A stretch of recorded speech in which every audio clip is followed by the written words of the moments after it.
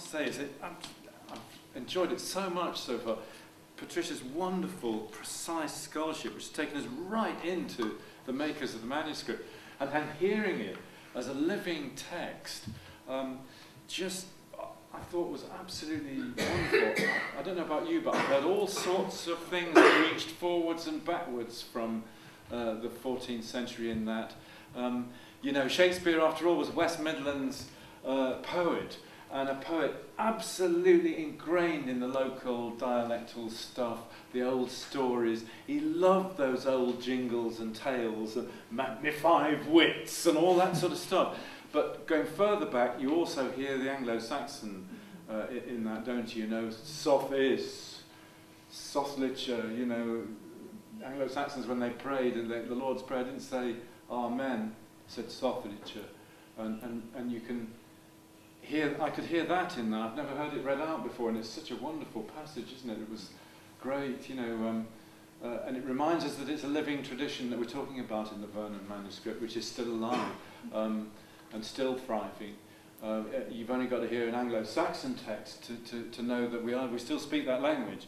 Our Father who art in heaven, hallowed be thy name, Jesus of evil, sothlicher. It is our language, and that's one of the still creative, still changing, especially in a place like this, where now you've got the West Midlands dialects mixing with Caribbean and still continuing to expand and be creative. So I just found that really exciting. Thank you very much to all of you. Wendy just asked me to say a few words about this, and simply from the point of view of the application of the ideas of this project to local history and local culture. And that's what I'll try to do. Apropos of that project that Wendy mentioned that we did, which was taking one village through the whole of English history, using and asking the people to help us. That's the key thing. And I'll say a few words about that. It's a unique book, of course, as you've heard, in the whole of English literature, without question. And it comes from a very interesting part of the country. It's my first observation about it, really, and I don't need to tell an audience like this how interesting West Midlands are, but in the history of English language and English poetry, right going back to Anglo-Saxon times, this region is really important. I mean, scholars have long detected a kind of Mercian phase to a lot of the great Anglo-Saxon poetry. With Langland and Middle English, Shakespeare we've spoken about, and a continuing tradition. I was in a second-hand bookshop the other day, and I picked up, to my delight, 3 Bromsgrove poets. Houseman, Molly Holden and Geoffrey Hill.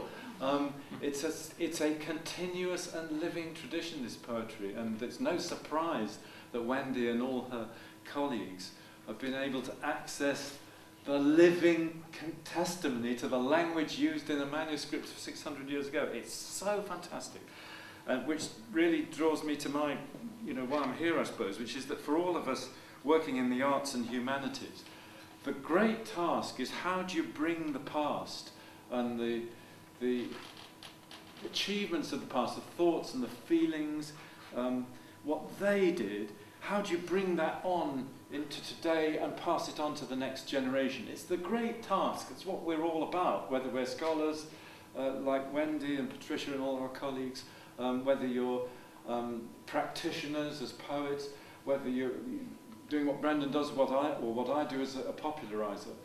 It's to do with how you bring the legacy of the past on and pass it down, and how you revitalise it.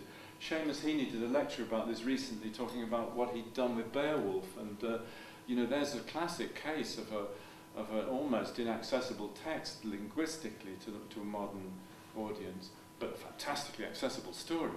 But Heaney turned it into something which never lost touch with its Anglo-Saxon past, even using Anglo-Saxon dialect words which he learned from his grandparents. Tholing. You'll just have to thole. To suffer, to bear it. Anglo-Saxon word, but only now really used in dialect in Ulster. It's extraordinary. So that task is a great sort of thing for all of us in the humanities, I think. And doing popularising films on television, that's what we're always after, really. Doing history or literature. How do you sort of pass it on, if you like? And the Kibworth project that Wendy referred to was just was something I'd wanted to do for a very long time, which is a very, very simple idea, to take one community and see how its history worked over time, and to engage with the community in doing it. And it raised all sorts of questions which really touch on this project here, and perhaps I could just say a few words about it. We did it with the help of the community, as you've done on this project. Very ordinary place, Kibworth. I chose because of its documents, but also because of its history. It not only had a great medieval documents, but it had canals and framework knitters and the railways. It had the E.P. Thompson end of the people's history as well. And it's a perfectly ordinary place, the kind of place where most of us modern Britons live. And its history was in the main made by the ordinary people, and therefore it seemed right that the voice should be the ordinary people's voice too. And that was the key thing that we set out to do. We were a bit tentative, but in other words, to ask the community to read the texts and to engage with the texts of their own past. And of course, far back in time, that's difficult. Once you're moved even into the 14th century, it suddenly becomes startlingly powerful. To hear even the Wycliffe translation of the greatest of all these is charity, I found almost unbearably moving, absolutely wonderful. So we started off and we asked the people of Kibworth, and this is where what we did connects with this project and has all sorts of applications for future projects, I think. We went almost when we started filming and got a load of people that we literally just stopped in the street, including a number of people in a little area of back-to-back terraces in the 19th century Newtown in Kibworth. There was a one-parent mum, there was somebody who worked for the local council and so on, and we asked them to read letters from framework knitters from the Poor Law records from Kibworth, a lace maker's story, a soldier's letter from the trenches in World War I, from somebody in Kibworth, from a family in Kibworth had given us the letter. And we took these home and looked at them, and the lesson was just fantastically powerful, and it's exactly what you've got in this project, it seems to me. And that is that the people were put in touch with their own texts. They inhabited the thought world of those texts.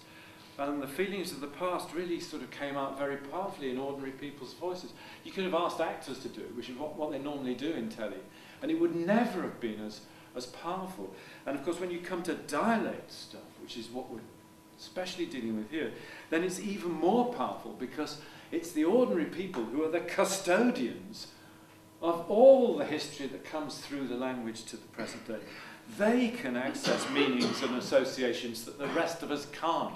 We were talking with Brendan about it before we started, and these readings in the manuscript here, that the scholars were going, what's that? Atom? At home, the engagement with the people made the project, brought the project to life in a way that it perhaps could never have done otherwise. The people's voices. And you have the voice that you use with family and friends, politically aligned.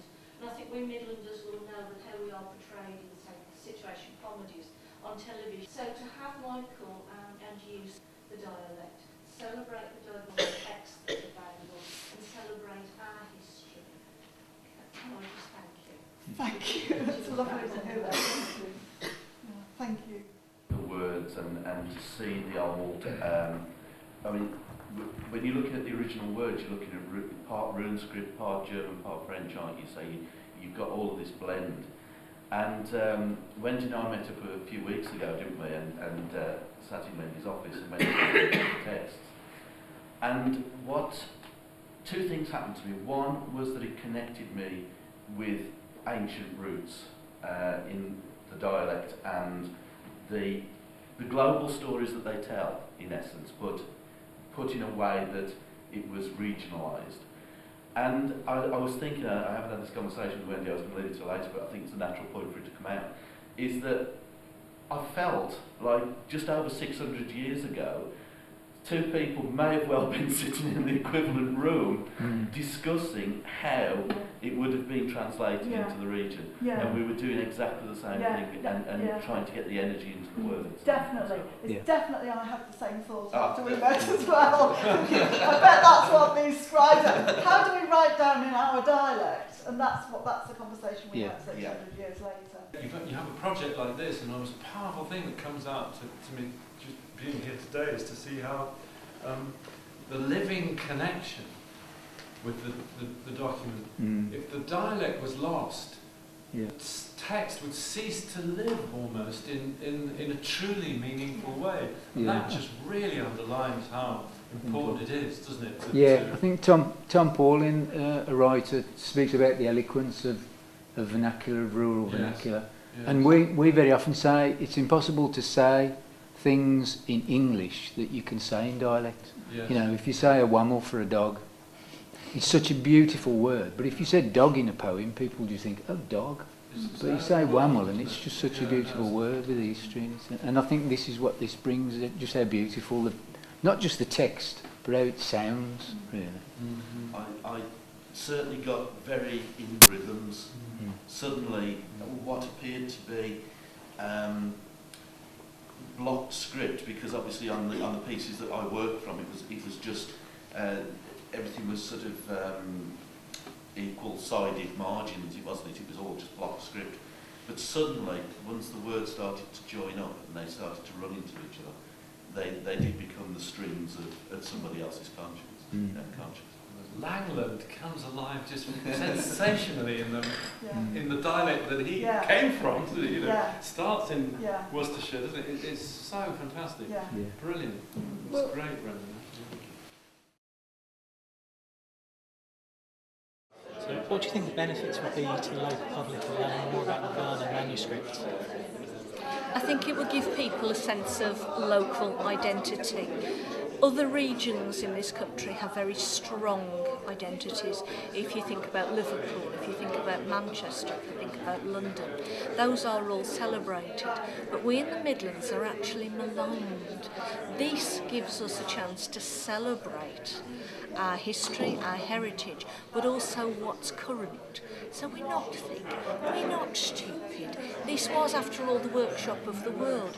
So by using the language that we use every day on the street and going back to historical texts and seeing those links, we can be proud of who we are and where we're from. Actually, something that's going to be really important. I'm quite passionate about my kind of heritage and the dialects that we have in this region, and I think people outside of the Black Country in particular don't have an appreciation for the richness in our history, how involved this region was in building this country, and I think it's partly down to the fact that they don't understand where we come from. So I think bringing this to the forefront will be really, really important, and also I think as well we're in danger of losing some of that heritage as well, because we've been pushed away from using our own language and using dialects.